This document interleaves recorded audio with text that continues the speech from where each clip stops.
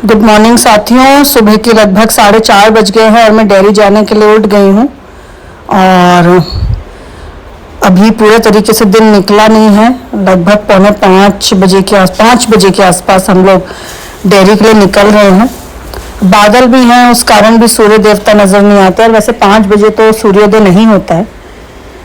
हम लोग निकल गए हैं डेयरी के लिए और पहले हम लोग डीजल डलवाएंगे और उसके बाद अपना दिल्ली से सोनीपत का सफ़र शुरू करेंगे। बहुत से लोग बोलते हैं मुझे कि दिल्ली से सोनीपत हर रोज़ जाना और कई बार तो 2-2 बार जाना बहुत टफ होगा, मगर मुझे नहीं लगता, क्योंकि सुबह तो जाने में ज़्यादा समय लगता नहीं है, ट्रैफिक नहीं होता, तो 40-45 मिनट में आराम से हम लोग पहुँच जाते हैं। और दोपहर और शाम को अगर जाना पड़े तो थोड़ी सी दिक्कत होती है और आजकल बारिश के कारण बहुत ट्रैफिक हो जाता है। ये जो गेट खोला ही नहीं है अभी, जो चौकीदार जी हैं उन्होंने तो खोल के, अब जब उन्होंने दिया हमें तो हम निकल गए और हम लोग पेट्रोल पंप पहुंच गए हैं। यहाँ से डीजल डलवा के हम लोग अपना सफ़र शुरू करेंगे सोनीपत का। ये हाईवे पर हैं हम लोग।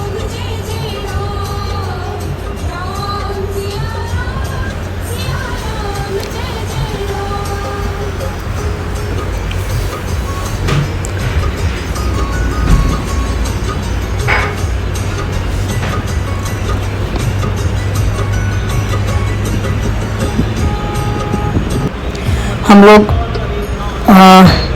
अपने हरियाणा वाले हाईवे पे आ गए हैं जो हमें गांव लेके जाता है। ये हाईवे काफ़ी अच्छा है और ना यहाँ पे ट्रैफिक होता है, दोनों तरफ खेत है, तो बहुत अच्छा व्यू आता है यहाँ से। और सुबह सुबह तो बहुत ही मज़ा आता है यहाँ पे गाड़ी चलाने में। ये सामने गौ माता आ गई हैं, कांकरेज गाय सड़क पार कर रही हैं। मैंने गाड़ी स्लो कर दी है और देखिए कितना सुंदर व्यू है।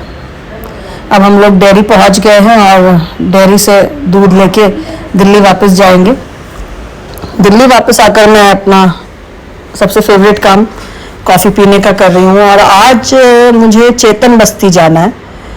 चेतन बस्ती हमारे क्षेत्र में ही है और वहाँ पे कलावती आंटी हैं जो बहुत पुरानी कांग्रेस की कार्यकर्ता हैं। तरुण जी के साथ से उनका सफ़र शुरू हुआ था और उन्होंने मुझे बुलाया है क्योंकि कुछ समस्याएं हैं उनके यहाँ पर, जिसके लिए वो बात करना चाहती हैं।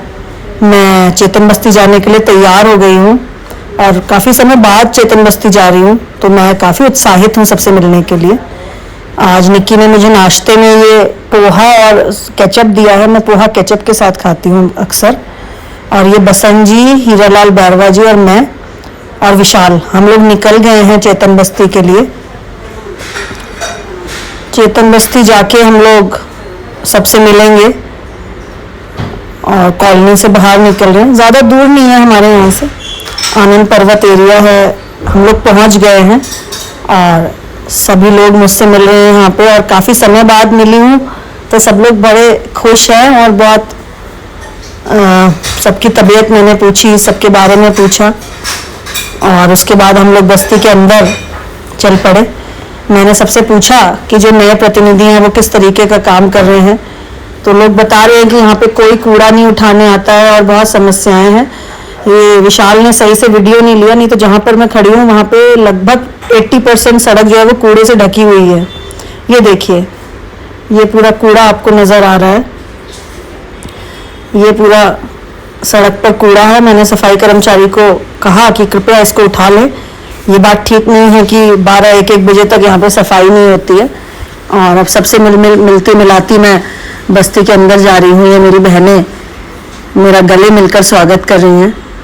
बहुत प्यार मिलता है मुझे इस क्षेत्र से। भले ही मैं यहाँ से चुनाव हार गई हूँ, लेकिन आज भी ये मेरा परिवार ही है और मुझे देखते ही सबने अपनी समस्याएं, परेशानियां मुझे बतानी शुरू कर दी। मैंने भी बहुत ध्यान से उनकी बातों को सुना और उनके दर्द को समझा, लेकिन क्योंकि इस समय हम लोग पद पर नहीं हैं तो थोड़ा सा टफ होता है समस्याओं का समाधान करना। जैसे कहते हैं ना कि ताला वही खोल सकता है जिसके पास चाबी हो, और इस बार लोगों ने उस ताले की चाबी दूसरे नेताओं को दी, मगर अफसोस है कि वो लोगों की उम्मीदों पर खरे नहीं उतरे। अब मैं कलावती आंटी के घर पहुंच गई हूँ और उन्होंने मेरा बहुत अच्छे से स्वागत किया, बहुत प्यार देती हैं वो मेरे लिए और तरुण जी के लिए तो हमारी माँ की तरह ही हैं। उन्होंने अपने कमरे में कुर्सियाँ डाली हुई हैं और हम सबको बैठने के लिए कहा।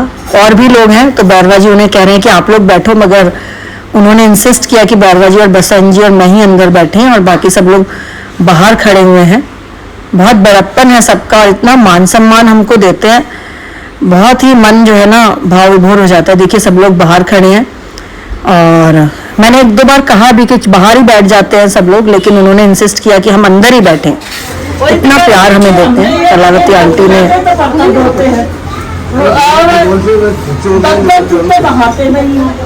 पानी भी नहीं, आज रोटी बनी है, पागल हो जाते थे लड़का क्यों मेरा एक तेल ले आया। पानी बंद हो गया,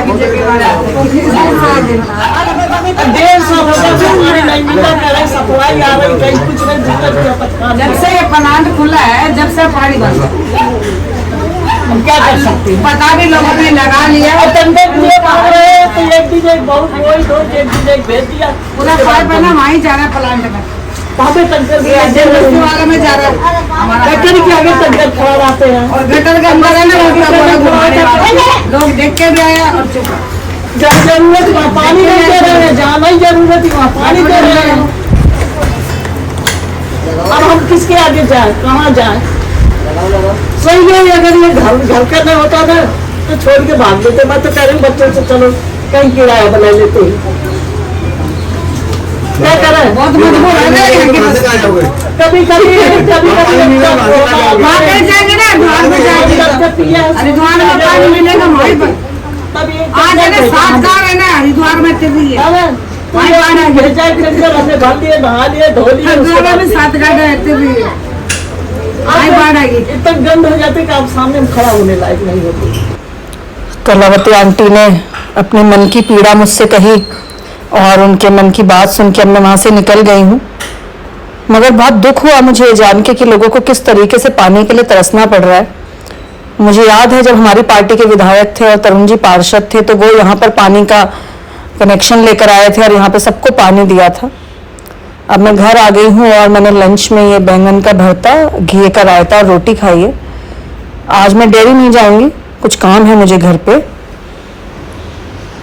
साथियों रात के 10 बज गए हैं और मेरा आज का दिन यहीं ख़त्म होता है। मगर आज पूरा दिन मैं सोचती रही कि जो हमारी स्लम्स में, झुग्गी बस्तियों में जो लोग रह रहे हैं वो किस तरीके का जीवन यापन कर रहे हैं। लोगों ने एक सरकार को चुना क्योंकि उन्होंने बहुत बड़े बड़े सपने दिखाए थे, बहुत बड़े बड़े वादे किए थे। मगर आज लोग पानी को इस तरीके से तरस रहे हैं। आपने सुना कि वहाँ पर लोगों ने कहा कि वो कई दिन तक नहा नहीं पाते हैं, घर का खाना नहीं बना पाते हैं क्योंकि बिल्कुल पानी नहीं आ रहा है। दिल्ली देश की राजधानी है और यहाँ पर इस तरीके के हालात बने हुए हैं जो कि बहुत ही सोचने का विषय है। मैं अपने स्तर पर इसकी लड़ाई लड़ूंगी, मगर आप लोगों से यही कहना चाहती हूँ कि जब भी आप वोट डालने जाएं तो ऐसे व्यक्ति को वोट डालें जो वाकई में आपका भविष्य के बारे में सोचे और वाकई में आपका हित चाहे। अब ये ट्रेंड बन गया है कि झूठे वादे करो और सत्ता में आ जाओ, तो आपको बहुत ही सावधान होकर अपना प्रतिनिधि चुनना होगा।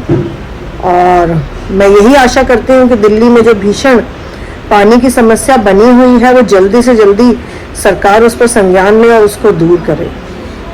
तब तक के लिए गुड नाइट, शुभ रात्रि। कल फिर आपसे नए दिन में, नई सुबह में मिलूंगी। धन्यवाद।